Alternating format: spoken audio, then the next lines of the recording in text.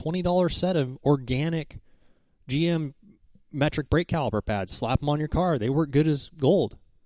Or you can go buy these $100 Wheelwood pads that are high Zook racing specific, blah, blah, blah, and they work just the same. What's the racer going to buy? Depends on the racer. What are most racers going to buy? They're going to go buy the Wheelwoods. They sure are. Because it has Wheelwood on it. Is it an outside factor, or are we doing it to ourselves? That's the biggest thing. And this is the thing. I'm glad you brought this point up.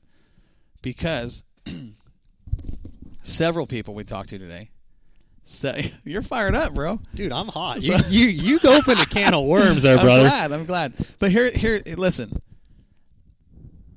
The number one factor of why racing is so expensive is racers themselves. Racing will continue to go up and up and up and up as long as racers continue to spend the money. Mm-hmm. And we know, as racers, that's what you're going to do. You're going to get that better. I'll go eat off the dollar menu at Mickey D's so I can have 2 more horsepower on the track. We have seen guys get divorced, lose their homes, we've seen this. Yeah. Because the cost of racing is so high, and they're throwing money at these race cars. And these manufacturers, I don't care if it's brakes to chassis to engines to whatever, know you're going to spend that money. Mm-hmm. And they're going to charge you whatever they want. Because they know those guys want to go fast. That's our brand name on it. They're going to buy it. Jack it up $50. Watch. He's going to buy it. Exactly. And they do. Racing is expensive, and it's our fault as racers, as fans, as crew chiefs, as whatever it might be. That is the underlying factor of all of this. We can talk about everything else. We can talk about, and we're going to, individual segments of what it costs to put a car on the track, to maintain a car for a season, to go racing for a season. Look at you. You're like going to have a heart attack. Dude, I'm about ready to have kittens right now. You got me all jacked up on Mountain Dew, man. I like this. I like when you get fired up. You bring a little life to it. You're standing up. You're pacing. Mm-hmm. Well, I got to get my steps in on my Fitbit. Man. I'm in a work week challenge. Yeah. Okay. So I want to read you some of the answers. Well, and here's the other thing too, and I got jacked up over the modifieds in IMCA because I completely 100% disagree with saying we're making racing affordable. And that's one of the gentlemen we talked to today, making racing affordable. He brought up a valid point with that. Mm-hmm. We'll touch on that later on in the show, but here I'm just pulling up random answers. We sent out a lot of information, and this is one of the answers I got back. Why is racing going the way it is? The cost. Here's one answer. No name. Pretty simple. First off, costs have gone up for everyone, including the promoters. Parts, fuels, tires, truck fuel, food, trailers, trailer tires, pit tools, entry fees have gone at least tripled or even quadrupled since payouts rose. Okay? Front gates have gone up, but not near enough to offset the cost increase. The thing is, costs for the promoters, mortgages, insurance, fuel, power, water, taxes have risen the same way. I don't believe they make any more than they did in the past, maybe less. Engines and the availability to use exotic parts / materials make the cost of building competitive, reliable power prohibitive. Okay? There is also a factor to be considered that back in the day, cars were not nearly as production. That's what we're talking about. And you could win through ingenuity and sweat equity. That's getting less and less. Absolutely. You got now the level of engineering and evolution of technology over time has made it all but impossible to outthink / perform a production unit. Again, I'll debate that with you right now. You're welcome to do that. I got 2 words for you. Okay. What are they? Sandy Sanders. Well, again. I mean, am I wrong? No, you're not. The old dude's go out there and he's driving a chassis that he built himself. He's building another one himself. Another Avenger chassis. Overall, as a whole, how often does that happen? Okay, shut up. Okay, that point was made. The successful builders have thousands of cars out there offering feedback, resulting in lots of small advances equal to large results when compiled. Valid point. I think Shaw just made their 5,000th car this year. That's a lot of people reporting back to a single source. Going to be hard to compete with that. Very true. The industry is a fast-moving machine with plenty of inertia, making it slow to accept/implement change. Promoters see it and are systematically moving toward anything that will reduce costs, but racers will always complain about any change and nearly always claim it's more expensive. That right there, that last line, Dude, you got that guy fired racers up. will always complain about any change and nearly always claim it's more expensive. I cannot disagree with that. Because we've seen every racer we know do that. Yep. So, and this is how they finish the answer. It's a difficult balance to maintain the reduction of costs and happiness of racers at the same time. Dwindling car counts show a clear problem, but hard tires, crate engines, aftermarket parts, upgrades, etc. are always seen as a minus by racers until they prove themselves, and not all changes will make the cut. That's one of the answers we received today. Anything in there you disagree with other than Sandy Sanders? That's the only thing. I mean, I agree with that. I mean, you start talking the production units, Shaw putting out their 5,000th car, you start talking about the guys that are in Shaw's with that feedback directly to the R&D team at Shaw. Makes sense. I mean, you start talking, you've got 5,000 different chassis out there. At least 5,000 different drivers getting in your car of all skill levels. Granted, if you're calling Shaw and your name is not Ricky Thornton Jr., they're probably not going to take your opinion as far, as seriously as they will RTs. That depends on what you tell them. Exactly. What if you're that one driver that says, hey, look, this is what I felt. This is what the change we made. I'm giving you this feedback to make the car better. And they're like, whoa, that makes sense.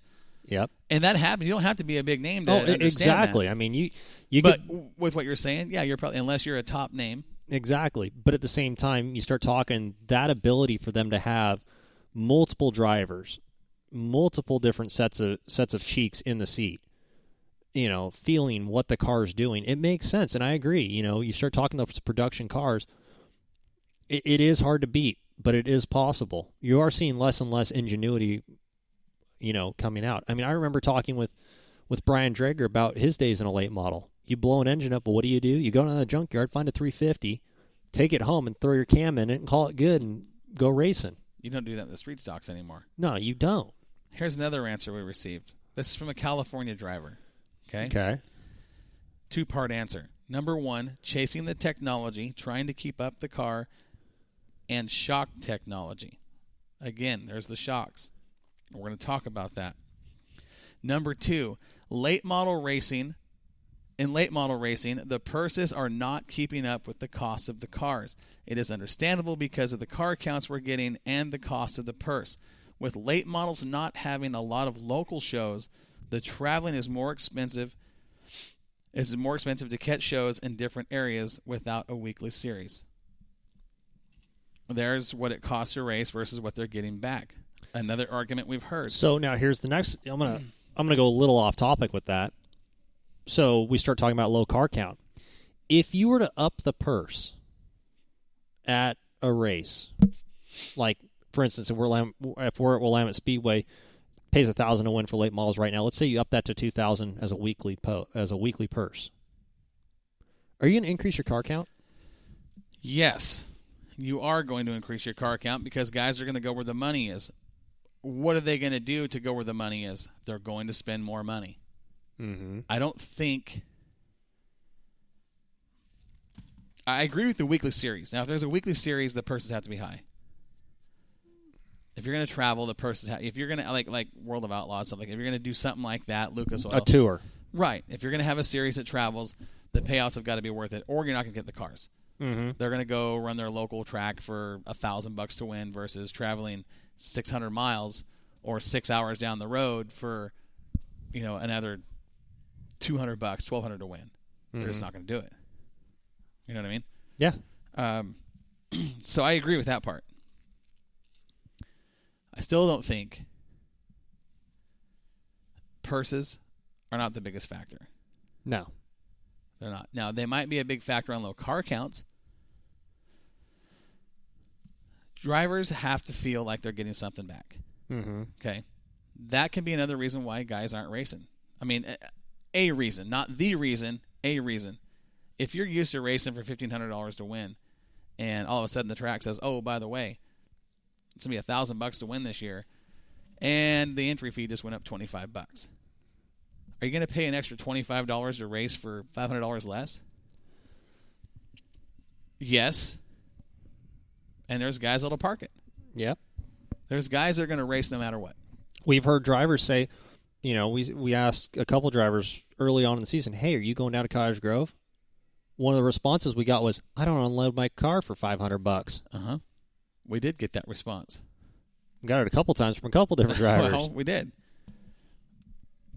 There was such a multitude of answers, and we're going to go over some of these because a lot of them I thought were really interesting. So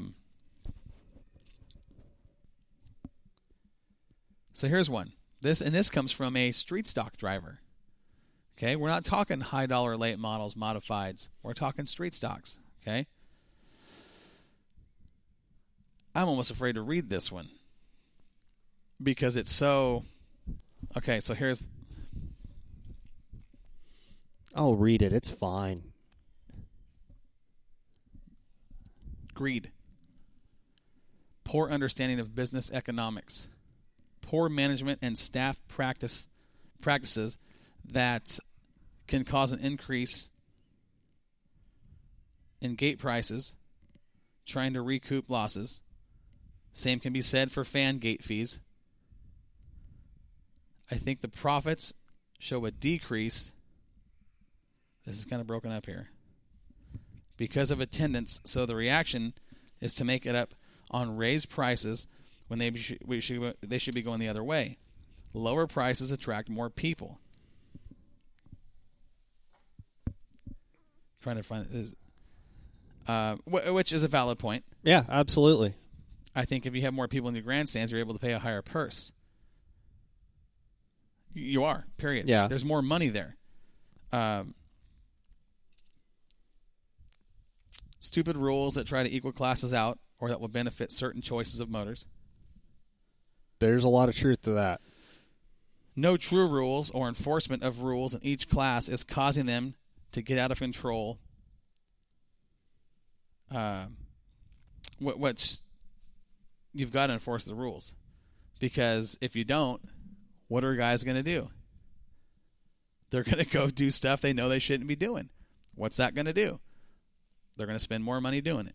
Mm-hmm. Right? There's so many different perspectives. That's what I was talking about. You ask that one question, and